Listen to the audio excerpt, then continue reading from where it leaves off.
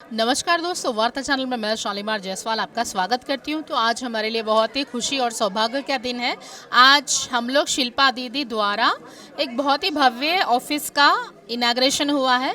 यहाँ धर्म से संबंधित इस ऑफिस का निर्माण किया गया है। शिल्पा दीदी को माँ भी कहा जाता है। वो स्पेशल टॉक करती है। शिल्पा दीदी 4 भाषाओं में भगवत गीता, रामायण कथा, ये सारी चीज़ें करती है। वो धर्म की रक्षा के लिए भी काम करती है और बहुत सारे अच्छे काम भी करती है। तो चलिए उनका आज ऑफिस का शुभारंभ में हम भी इस कार्यक्रम में भाग लेते हैं।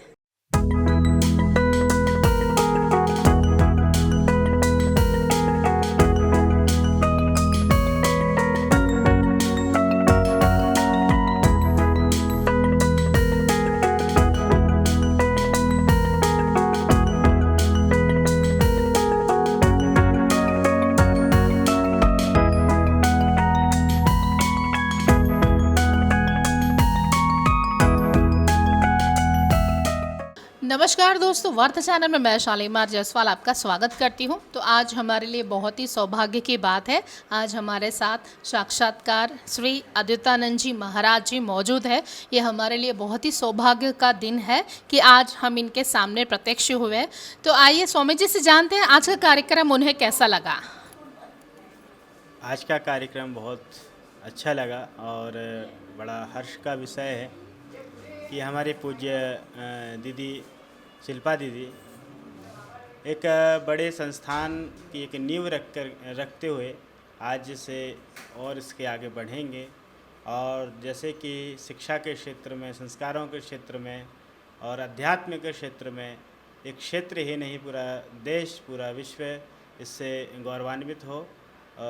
यह एक अद्भुत पहल है।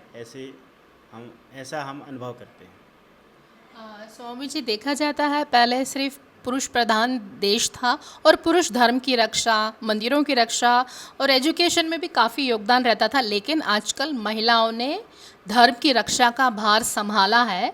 वो हर क्षेत्र में अग्रणी है। आजकल वो भी धर्म की रक्षा कर रही है, मंदिरों के हर कार्य में बढ़ चढ़ कर हिस्सा ले रही है। आपको कैसा लग रहा है? आप जैसा बोलते हैं कि पुरुष प्रधान देश था, ये एक प्रकार से प्रचार किया गया है, ऐसा नहीं है। और अनादिकाल से हम शक्ति की उपासना करते आ रहे हैं और शक्ति की बड़ी प्रधानता रही है, चाहे राज्य को चलाने में, राजाओं के राज्य को चलाने में या रक्षा करने में। और उसके साथ साथ आज मध्यकाल में भी बहुत, जैसे भक्ति काल में देखें तो लोग कहते हैं कि माताओं को भक्ति करने का अधिकार भी नहीं दिया गया। तो माता मीरा इसका बहुत बड़ा उदाहरण है। और महारानी मदालसा देखो, एक महारानी के रूप में होकर के उन्होंने धर्म का कैसे स्थापना हो सके, कि कितने प्राचीन मंदिरों को जीर्णोद्धार कराया और नए नए मंदिरों को उन्होंने बनाया। तो ऐसा नहीं है कि यह पुरुष प्रधान ही रहा है, ये गलत प्रचार रहा है। और आधुनिक युग में भी माताओं की, मातृशक्ति की बड़ी अहम भूमिका है और यह जन जागरण और आगे बढ़ेगा। और जो आज वर्तमान में जो मातृशक्ति है थोड़ा कमज़ोर हो रही थी, लेकिन फिर से जाग करके आगे बढ़ेगी, धर्म और आध्यात्म राष्ट्र की रक्षा करेगी। आपसे मैं एक बहुत ही अच्छा प्रश्न पूछना चाहूँगी। पहले बॉलीवुड पे क्या है, रोमांस, क्रिमिनल, क्राइम का कब्जा था, खान्स लोगों का कब्जा था बॉलीवुड में। लेकिन एक बार फिर म्यूचुअल बोल तो आध्यात्मिक क्षेत्र जो है, आज जैसे आप देख सकते हैं कांतारा चैप्टर 1 चैप्टर 2, उसने हिंदी के सारे रिकॉर्ड तोड़ दिए। इसका मतलब फिल्मों बॉलीवुड में भी धर्म ने अपना झंडा गाड़ा है। जैसे अब आध्यात्म में वो भी आया था हिरण्यकश्यप। तो इसका मतलब आप समझ सकते हैं कि बॉलीवुड ने सबको धो डाला, धर्म ने। जो आजकल खान्स बॉलीवुड पे राज करते थे, लेकिन आज धर्म का क्षेत्र ऐसा हो गया, धर्म का दबदबा बॉलीवुड में भी आ गया। कांतारा 1 चैप्टर 2 और हिरण्यकश्यप जो मूवी है एनिमेटेड, आज उसने भी धर्म के झंडे गाड़े हैं।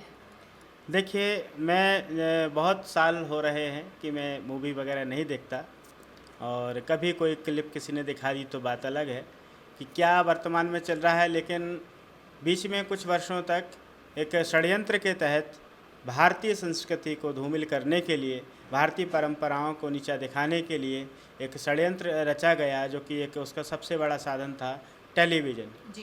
तो अब लोगों के अंदर जागृति आई है और हम चाहे उत्तर भारत के लोग हों, उत्तर भारत में सबसे ज़्यादा दक्षिण भारत की फ़िल्में देखी जाती हैं हिंदी में उसको करके। लेकिन मैं देखता हूँ कि दक्षिण भारत अपनी भारतीय संस्कृति को, अध्यात्म को बचाने में एक सफल रहा है और ये पूरे देश में एक नई क्रांति लेकर के आया है। और बॉलीवुड में जो गंदगी फैल रही थी उसको भी सुधारने का एक दक्षिण भारत काम किया है। और ये जो मूवियाँ बन रही हैं आजकल, जो धर्म अध्यात्म को लेकर के, अपनी पुरानी कथाओं को लेकर के उसमें लोगों की रुचि जाग रही है, ये अद्भुत पहल है। और इससे और आगे जन जागरण होगा। जैसे हम कल्पना करते हैं कि भारत विश्व गुरु था और विश्व का नेतृत्व करने वाला था अध्यात्म के क्षेत्र में, वर्तमान में भी वैसे ही धीरे धीरे आगे बढ़ रहा है, ऐसे हम देख पा रहे हैं। गुरुजी, धनतेरस पर किसकी पूजा की जाती है और दिवाली पे किसकी पूजा आती है? ये बहुत सारे लोगों को कंफ्यूज है। लोग बोलते हैं धनतेरस पे धनवंतरी की पूजा करते हैं, लक्ष्मी जी की, लेकिन धनतेरस का मतलब क्या है और दिवाली का मतलब क्या है? हमको इसमें अंतर बताइए। धनतेरस को हमारी भारतीय संस्कृति में धन्वंतरी उत्सव भी बोला गया है कि भगवान धन्वंतरी जब समुद्र से अमृत कलश लेकर के प्रकट हुए तो उनको आरोग्य का देवता बोलते हैं। तो लोग धन का शब्द उसमें जोड़ने से लोग धन की पूजा करते हैं। लेकिन मैं जहाँ तक समझ पाता हूँ कि भगवान धन्वंतरी की ही पूजा होती है और जिसका सबका उत्तम स्वास्थ्य हो और स्वास्थ्य की वृद्धि हो। अभी गत दिनों पहले 9 तारीख को एक अपने यहाँ शालीबंडा में धन्वंतरी महायाग संपन्न हुआ कि जो सबके स्वास्थ्य की मंगल कामना के साथ जो इस देश के लोग हैं, इस क्षेत्र के लोग हैं, सबका स्वास्थ्य सुंदर हो, अच्छा हो। और इस धनतेरस में भी देखो बहुत सारे दिन हैं, त्यौहार उत्सव हमारे नए नए कुछ परिवर्तन करने के लिए भी आते हैं। तो कुछ साधन खरीदने के लिए भी लोग उस दिन आतुर रहते हैं। तो बहुत अच्छे अच्छे साधन खरीदें और अपने स्वास्थ्य का भी ख्याल रखें, क्योंकि जब साफ़ सफाई करते हैं तो बहुत लोग बीमार भी पड़ते हैं। और मौसम के परिवर्तन का भी ये समय होता है कि 2 संधि मौसम एक होते हैं, जिससे कि बहुत सारे रोग भी होते हैं। तो धनतेरस सबके जीवन में धन की वर्षा तो करे, लेकिन स्वास्थ्य भी एक सबसे बड़ा धन है। तो धन की वर्षा तो करे, लेकिन आप के स्वास्थ्य रूपी धन की भी अहम वर्षा हो, ऐसे हम कामना करते हैं। और धनतेरस आने वाला है तो सबको धनतेरस की बहुत बहुत शुभकामनाएं। सबका उत्तम स्वास्थ्य हो, सबके घर में वृद्धि हो, धन वृद्धि हो, मान वृद्धि हो, उसके जीवन में आरोग्य वृद्धि हो। ओम। और दिवाली लक्ष्मी जी की पूजा की जाती है या हमारे मर्यादा पुरुषोत्तम राम जो जीत के उनके लिए किया जाता है? ये दोनों में थोड़ा सा अंतर बताएंगे आप? देखिए, जहाँ वैदिक काल की अगर बात करें तो बहुत सारे, क्योंकि हमारे जो उत्सव हैं, त्यौहार हैं, ऐसे नहीं कि 20 वर्ष पहले, 50 वर्ष पहले, 100 वर्ष पहले, 500 वर्ष पहले, 1000 वर्ष, ये अनादि हैं। और ये एक नवसृष्टि के रूप में इस उत्सव को मनाया जाता है कि नवान्य में नया धान्य में पैदा होता है। और हमारा जो देश है कृषि प्रधान देश है और कृषक लोग अपने जो नया धान आता है, जब इसे बरसात खत्म होती है और अपना शरद ऋतु जब प्रारंभ होती है तो उसमें अपने नव धान्य की आहुति दे करके, भगवान को अर्पण करके, ईश्वर को अर्पण करके यज्ञ अनुष्ठान के माध्यम से ये पहले मनाया जाता था। फिर बाद में ऐसे भगवान श्री राम से भी प्रसंग इसका जुड़ा। तो भगवान श्री राम जब अयोध्या वापस हुए तो एक उस दिन को एक दीपावली की तरह, दीपों का, क्योंकि दीपावली दीपों वाला दिन, कि उस दिन ऐसा लग रहा था कि दिन और रात कोई अलग नहीं है, वो एक हो गए हैं। तो दीपोत्सव के रूप में भी ये दीपावली, जैसे अभी अयोध्या में लाखों दीपों के साथ भगवान श्री राम, क्योंकि वर्षों की यह प्रतीक्षा जो आज हमारे कुछ 4-5 वर्षों में मंदिर बनने के बाद जो पूर्ण हुई, ये अद्भुत है। और पूरा देश भगवान श्री राम से को भी याद करके अपने अपने घरों में लोग दीप जला करके स्वागत करते हैं। और उसके साथ साथ लक्ष्मी पूजा भी इसमें की जाती है। लक्ष्मी, गणेश, माँ सरस्वती की तीन रूपों की पूजा की जाती है, जिससे कि हमारे घर में, हमारे मन में, हमारे तन में समस्त प्रकार से खुशहाली हो, आनंद हो, इसलिए भी। हमारे को अपना कीमती समय देने के लिए बहुत बहुत धन्यवाद। ईश्वर से हम प्रार्थना करते हैं आपका संकल्प पूरा हो। दीपावली की हार्दिक बधाई, आपको शुभकामनाएं। आप सभी को भी बहुत बहुत शुभकामनाएं दीपावली की, और हमारी शालीमार बहन और उनकी पूरी टीम को बहुत बहुत शुभकामनाएं। वैसे वार्ता चैनल से जुड़े हुए सभी दर्शकों को बहुत बहुत शुभकामनाएं। सबके घर में बहुत आनंद से दिवाली हो। जय श्री राम। जय श्री राम। जय।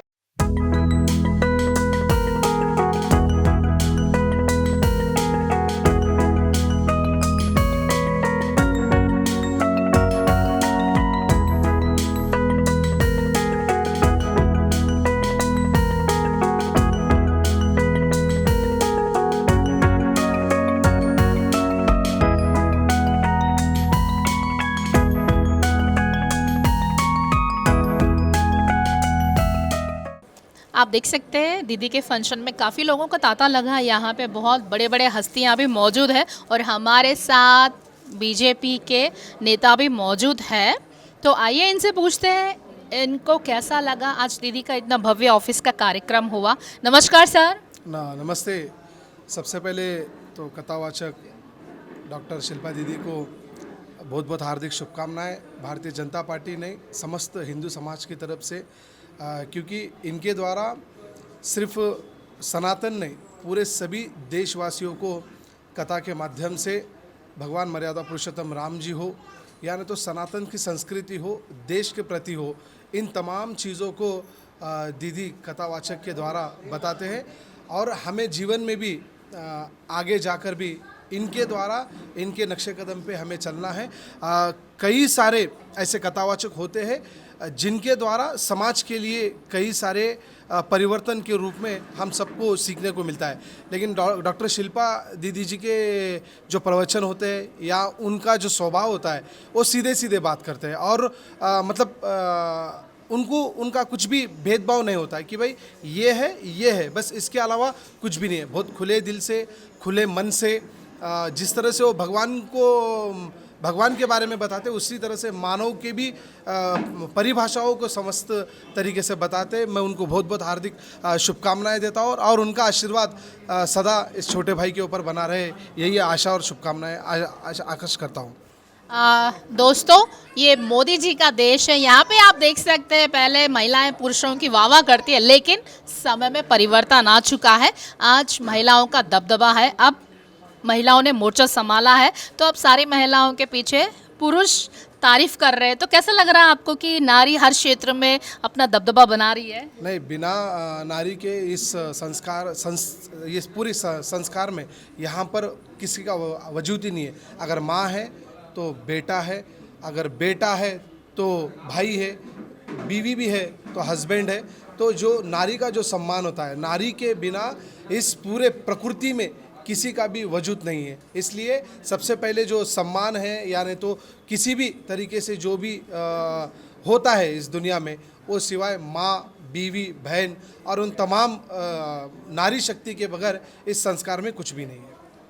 सर, अभी दिवाली आने वाली है, तो आप अपनी तरफ से हमारे दर्शकों को हैप्पी दिवाली बोलेंगे? मैं दीपावली की बहुत बहुत हार्दिक शुभकामनाएं देता हूँ, लेकिन सबसे पहले तो मैं उन तमाम हिंदू समाज के उन तमाम लोगों से कहना चाहता हूँ कि अभी जो दीपावली आने वाली है, इस दीपावली के अवसर पर कई सारे जो लोग हैं गाँवों से, यानी तो डिस्ट्रिक्ट से, दीपक हो यानी तो फूल हो, ऐसे कई प्रकार की चीज़ें जो रोड पर बेचने के लिए आते हैं। जब वो रोड पे बेचने के लिए आते हैं तो उनके उसी पैसों से उनके घर में दिवाली होती है। लेकिन आजकल जो ट्रेंड चल रहा है वो ऑनलाइन का ट्रेंड चल रहा है। ऑनलाइन का मतलब क्या है? ऑनलाइन पे लोग खरीद रहे, ऑनलाइन पे लोग बेच रहे, ऑनलाइन पे चल रहा है। लेकिन वो जो लोग गरीब गाँव से आकर शहर में अपने घर में जो दीपक जलाने का जो काम करते हैं, जो लाखों लोगों के घर में दीप जलाते हैं, लेकिन उनके जो घर में दीप जलता है वो उन्हीं पैसों से जलता है जब वो लोग वहाँ पर बेचकर घर में दिवाली बना सकते हैं। मैं उन तमाम लोगों से कहना चाहता हूँ, देश के प्रधानमंत्री नरेंद्र मोदी जी ने संकल्प लिया है वोकल टू लोकल, मतलब इसी देश में बनाना है, इसी देश में बनाकर हमारे ही देश को डेवलप करना है उन पैसों से बोलकर।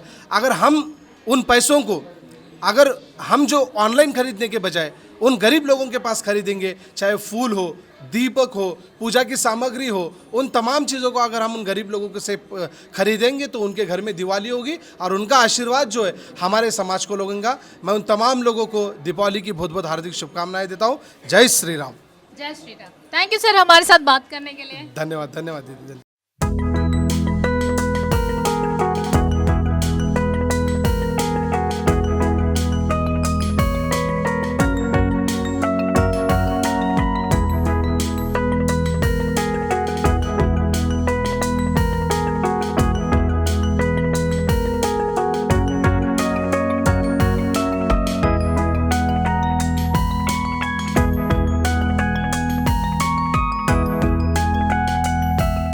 दोस्तों आज बहुत ही सौभाग्य की बात है, शिल्पा दीदी का जो एक सपना था हिंदू राष्ट्र को एक करने का और जो सनातन धर्म का सपना था आज वो पूरा हो गया है। आज इन्होंने अपने भव्य ऑफिस का इनाग्रेशन किया है, शुभारंभ किया है। तो आइए दीदी से जानते हैं ये ऑफिस जो उन्होंने शुभारंभ किया है उसका लक्ष्य क्या है। नमस्कार दीदी। जी नमस्ते शालीमा जी। एक्चुअली आपने जो कहा है ये एंडिंग नहीं है, ये बिगनिंग है, ये प्रारंभ है और अभी तो बहुत कुछ करना है, केवल प्रारंभ है। क्योंकि देखिए सनातन धर्म के प्रचार के लिए घर से मैं कर रही थी गत 16 वर्षों से, लेकिन अब लग रहा था कि कार्य को अधिक बढ़ाना चाहिए। तो ऑफिस भी हो, ज़्यादा से ज़्यादा लोग मैसेज करते थे कि दीदी आपसे मिले, आपके साथ हम लोग फेस्टिवल सेलिब्रेट करें, यज्ञ याग मिल के करें, तो एक जगह होगी तो अच्छा रहेगा। तो इस उद्देश्य से मैंने ये ऑफिस खोला है। अभी हम देख रहे हैं शिल्पा दीदी के पीछे उनके गुरुजी का फ़ोटो है, तो आप गुरुजी के बारे में कुछ बोलेंगे? जी गुरुजी के बारे में अगर बोलना है तो एक ही है, Prerna, best motivator, I can say best guide and हमेशा पॉजिटिव बोलने वाले इतने बड़े गुरुजी हैं। लेकिन कभी मैंने उनसे एक भी नेगेटिव बात नहीं सुनी, ओनली पॉजिटिव। उनका स्मरण भी होता है, उनका दर्शन भी होता है, उनसे मिल के भी आती हूँ तो जीवन ही बदल जाता है, एकदम ऊर्जा से भर जाती हूँ। तो मैं हमेशा कहती हूँ गुरुदेव आप मेरे रिचार्ज पॉइंट है, बस आपसे आपका स्मरण भी करती हूँ, मिलती हूँ तो पूरा मतलब जो भी डिप्रेशन होता है या फिर ऐसा लगता है कि कर नहीं पाते और केवल उनके दर्शन से सब कुछ चला जाता है। तो he is my motivator and मैं यही कहूँगी कि जो भी कर रही हूँ, किया है या आगे करूँगी, उसका केवल कारण मेरे गुरुदेव है। मैम आपने अपने अच्छे से ऑफिस का शुभारंभ किया है, इस ऑफिस में किस तरह की एक्टिविटीज़ होंगी? तो देखिए यहाँ पर तो मैंने एक माउली प्रसादालय रखा है जो ज्ञानेश्वर माउली के नाम से होगा, क्योंकि मेरे गुरुदेव ने जब मुझे गुरु मंत्र दिया था तो गुरुदेव ने कहा, वो तो उनकी बढ़तता है, लेकिन गुरुदेव ने कहा मैं गुरु नहीं, ज्ञानेश्वर माउली तुम्हारे गुरु है। तो हम जो भी कार्य करते हैं ज्ञानेश्वर माउली के नाम से करते हैं।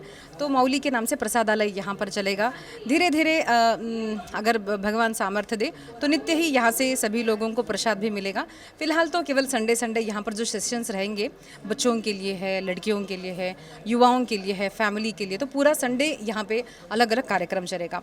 फिर यहाँ चलेगा या यज्ञ याग चलेगा, जैसे अष्टमी के दिन दुर्गा सप्तशती का यज्ञ है, ऐसे अलग अलग सत्संग कार्यक्रम चलेंगे और हर फेस्टिवल यहाँ पे सभी के साथ मनाया जाएगा।